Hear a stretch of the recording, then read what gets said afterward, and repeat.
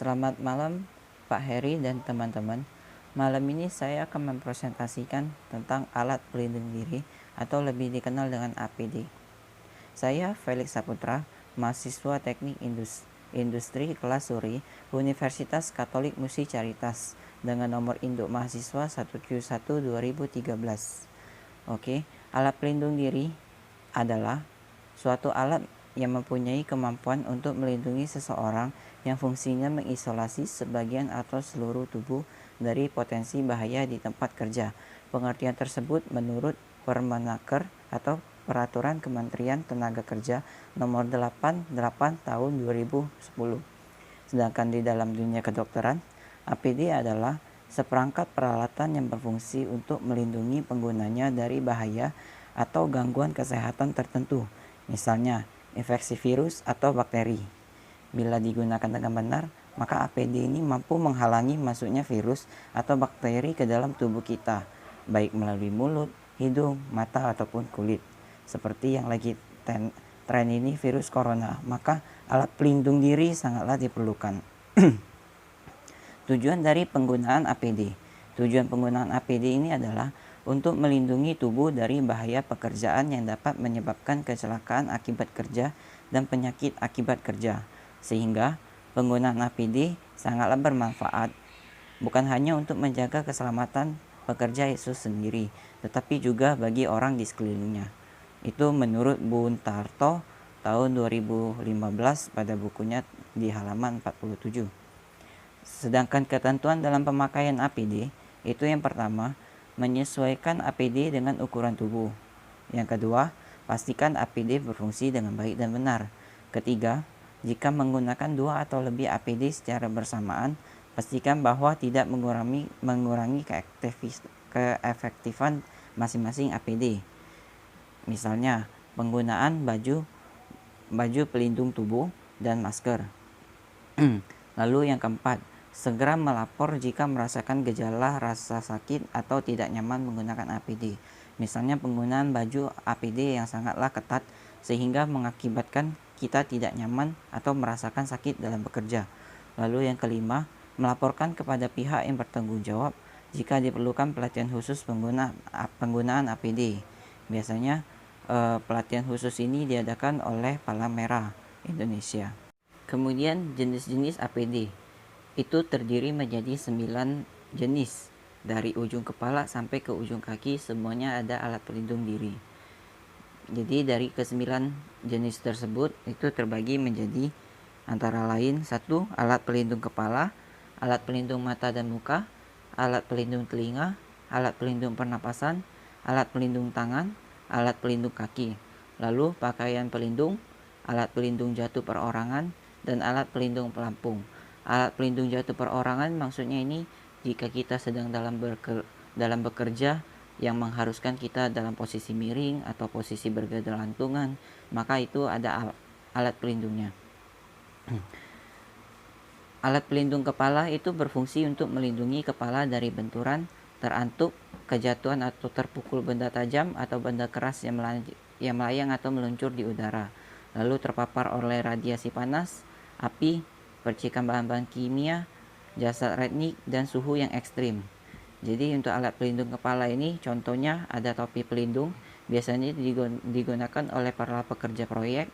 Lalu tudung kepala, ini biasanya digunakan oleh tim medis, dan juga ada hair cap. Hair cap ini biasanya digunakan oleh para perawat perempuan atau juga laki-laki jika sedang melakukan operasi. Lalu yang kedua ada alat pelindung mata dan muka atau face shield. Alat pelindung mata dan muka ini berfungsi untuk melindungi seluruh muka terhadap kebakaran kulit sebagai akibat dari cahaya busur, percikan, dan lainnya yang berpotensi menimbulkan bahaya. Jadi contoh dari alat pelindung mata dan muka ini, yang pertama itu ada helm las. Ketika kita sedang melakukan pengerjaan las, maka helm las sangatlah dibutuhkan. Lalu untuk tipe helm las yang lain yang sering juga digunakan itu hand shield welding. Kalau tadi helm las itu langsung digunakan seperti menggunakan helm seperti biasanya, tapi hand shield welding ini kita harus memegangnya. Lalu ada Eagle Face Shield. Ini produk terbaru yang tren gara-gara virus corona. Lalu contoh yang keempat itu ada kacamata pelindung. Biasanya digunakan oleh tim medis. Lalu alat pelindung telinga. Itu berfungsi untuk melindungi alat pendengaran terhadap kebisingan atau tekanan. Seperti yang kita tahu, tingkat kebisingan normal yang bisa diterima oleh manusia itu sebesar 80 desibel. Untuk mencegah hal itu, jika kita bekerja dengan tingkat kelebihan yang lebih besar dari 80 desibel, maka alat pelindung yang biasa digunakan itu yang pertama earplug, lalu juga earmuff atau headphone. Lalu alat pelindung pernapasan. Alat pelindung pernapasan ini berfungsi untuk melindungi organ pernapasan dengan cara menyalurkan udara bersih dan sehat atau menyaring cemaran bahan kimia, mikroorganisme, partikel yang berupa debu, kabut atau aerosol, uap, asap, gas, dan sebagainya. Contoh dari alat pelindung pernapasan tentunya kita tahu yang terutama pastinya masker. Masker juga terdiri dari beberapa tipe, ada yang S95, ada masker medis, dan juga masker yang beredar di masyarakat. Untuk contoh ditampilkan pada slide ini, itu contoh dari masker medis. Lalu ada juga airline respirator. Ini adalah alat bantu napas bagi para penerjun atau yang bekerja untuk tim penyelamat yang harus bergelantungan untuk menyelamatkan dari korban. Lalu yang ketiga ada ventilator. Ventilator ini seperti yang kita tahu, jika dalam kondisi saat ini ventilator digunakan untuk alat bantu pernapasan bagi para korban positif COVID-19. Lalu yang keempat ada respirator. Respirator ini biasa disebut dengan gas mask, yaitu alat bantu napas ketika kita sedang dalam ruangan yang beracun atau dengan tingkat gas yang tinggi. Lalu yang kelima ada scuba. Scuba ini alat bantu pernapasan jika kita sedang berenang di dalam air. Lalu ada pelindung tangan. Jadi alat pelindung tangan ini berfungsi untuk melindungi tangan dan jari-jari tangan dari paparan api, suhu panas, suhu dingin, radiasi elektromagnetik, radiasi mengion, arus listrik, bahan kimia, benturan, dan pukulan dan tergores infeksi zat patogen atau virus dan bakteri, dan juga jasa teknik. Jadi seperti yang kita tahu, alat pelindung tangan tentunya sarung tangan. Sarung tangan ini terbuat dari berbagai jenis bahan. Jadi kalau ditampilkan ini contohnya itu dari berbahankan karet atau juga berbahankan plastik atau polimer, dan juga berbahankan busa. Dan tentunya masih ada bahan baku lainnya. Lalu alat pelindung kaki. Alat pelindung kaki ini berfungsi melindungi kaki dari tertimpa benda berat, tertuang logam panas, bahan kimia korosif, atau kemungkinan dari tersandung, terpeleset, dan tergelincir. Jadi contoh dari alat pelindung kaki tentunya sepatu, yang umumnya itu sepatu boot. Lalu ada sepatu safety. Sepatu safety ini biasanya digunakan oleh para pekerja proyek. Lalu juga ada sepatu safety khusus untuk pemadam kebakaran. Jadi sepatu safety khusus untuk pemadam kebakaran ini itu tingginya sampai ke lutut manusia. Lalu pakaian kerja dan pelindung dada. Itu berfungsi untuk melindungi badan sebagian atau seluruhnya dari bahaya temperatur panas atau dingin yang ekstrim, pajanan api, benda-benda panas, percikan bahan kimia, cairan dan logam, tergores, radiasi, ataupun virus-virus patogen dari binatang, manusia, ataupun bakteri dan jamur. Jadi contohnya itu tentunya yang kita tahu ada pakaian pelindung. Yang sering kita jumpai saat ini pakaian pelindung untuk tim medis, ada juga pakaian pelindung untuk perawat atau baju operasi, dan juga ada pakaian pelindung untuk tim pemadam kebakaran. Lalu selain pakaian pelindung ada juga rompi. Rompi juga terdiri dari berbagai macam. Ada rompi biasa dan juga ada rompi khusus, itu berlapiskan baja, biasanya digunakan oleh tim keamanan negara seperti polisi dan TNI. Lalu ada alat pelindung jatuh perorangan. Alat pelindung jatuh perorangan ini berfungsi untuk membatasi gerak pekerja agar tidak masuk ke tempat yang mempunyai potensi jatuh, dan juga menjaga pekerja berada pada posisi kerja yang diinginkannya, misalnya dalam keadaan miring ataupun tergantung, sehingga mampu menahan dan membatasi pekerja tersebut agar tidak jatuh membentur lantai. Tentunya alat pelindung jatuh perorangan ini banyak jenisnya, dan di sini akan dijelaskan beberapa jenis. Yang pertama tentunya sabuk pengaman tubuh yang tidak asing, itu biasanya digunakan oleh tim penyelamat yang atau dari helikopter yang biasanya bergelantungan. Lalu ada yang kedua, itu karabiner. Karabiner ini adalah kait yang mengaitkan tali untuk menyelamatkan korban.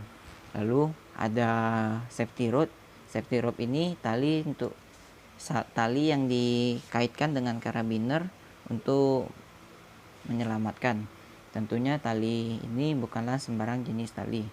Lalu ada yang keempat, itu mobile fall arrestor. Selanjutnya ada alat pelindung pelampung. Pelampung ini melindungi pengguna yang bekerja di atas air atau permukaan air agar terhindar dari bahaya tenggelam. Jadi alat pelindung pelampung ini selain pelampung itu sendiri juga termasuk jaket pelampung. Lalu untuk pemakaian SOP pemakaian APD. Yang pertama itu untuk pemakaian masker 95 dijelaskan pada gambar, di mana langkah-langkahnya tersebut. Yang pertama itu genggam respirator dengan satu tangan, posisikan sisi depan bagian hidung pada ujung jari-jari, biarkan tali pengikat menjuntai bebas di bawah tangan Anda. Dan selanjutnya hingga tutup bagian respirator dengan kedua tangan dan hati-hati. Lalu untuk prosedur masker biasa juga dijelaskan seperti pada gambar tersebut. Lalu untuk pemakaian kacamata pelindung, gown atau apron atau baju pelindung, dan juga sarung tangan juga dijelaskan pada gambar ini. Lalu untuk SOP pemakaian untuk penutup kepala dan pelindung kaki juga dijelaskan pada gambar ini. Dimana untuk pemakaian penutup kepala, langkah-langkahnya itu pakailah pelindung kepala sesuai dengan ukuran sehingga menutup semua rambut. Lalu yang kedua, lepaskan pelindung kepala dan langsung dibuang ke tempat sampah jika setelah digunakan. Untuk unit-unit terkait itu biasanya instalasi rawat jalan, instalasi rawat inap, instalasi gawat darurat, kamar operasi, instalasi anestesi, farmasi, psikologi klinik, dan anatomi, hingga ke hemodialisa. Lalu untuk dasar hukum dari alat pelindung diri. Dasar hukum itu dari penggunaan alat pelindung diri ini diatur dalam Undang-Undang Nomor 1 Tahun 1970, di mana pada pasal 3 ayat 1 itu memberikan alat-alat pelindungan diri pada para pekerja. Lalu pada pasal 9 ayat 1, pasal 12 butir B, dan pasal 14 butir C. Yang selanjutnya itu juga diatur dalam Permenakertrans atau Peraturan Kementerian Tenaga Kerja dan Transmigrasi nomor 1 Men Men 1981, itu pada pasal 4 ayat 3 yang menyebutkan kewajiban pengurus menyediakan secara cuma-cuma APD yang diwajibkan penggunanya oleh tenaga kerja yang berada di bawah pimpinannya untuk mencegah penyakit akibat kerja atau PAK. Lalu juga diatur dalam Permenakertrans nomor Peraturan 03/2015 1982. Itu pasal 2 yang menyebutkan bahwa memberikan nasihat mengenai perencanaan dan pembuatan tempat kerja, pemilihan alat pelindungan diri yang diperlukan dan gizi serta penyelenggaraan makanan di tempat kerja. Lalu untuk sanksi dari pelanggaran APD, apabila pelaku usaha itu tidak menerapkan penggunaan APD pada pekerjaan atau perusahaannya, maka berdasarkan UU Undang-Undang Nomor 1 Tahun 1970 tentang Keselamatan Kerja, maka pelaku usaha tersebut akan terancam pidana kurungan selama-lamanya 3 bulan atau denda setinggi-tingginya Rp100.000. Tetapi seiring dengan perkembangan zaman, makin banyak perusahaan atau pelaku usaha yang tidak menerapkan penggunaan APD bagi para pekerjanya, sehingga Kementerian Tenaga Kerja itu sedang merevisi UU tersebut dengan meningkatkan ancaman sanksi pelanggarannya. Kemudian untuk sanksi administrasi selain sanksi pidana itu diberikan dapat berupa teguran, peringatan tertulis, pembatasan kegiatan usaha, pembekuan kegiatan usaha, pembatalan persetujuan, pembatalan pendaftaran, dan bisa juga sampai penghentian sementara pengoperasionalan perusahaan. Baiklah, sekian presentasi dari saya. Jika ada kesalahan kata-kata mohon dimaafkan. Terima kasih atas perhatiannya.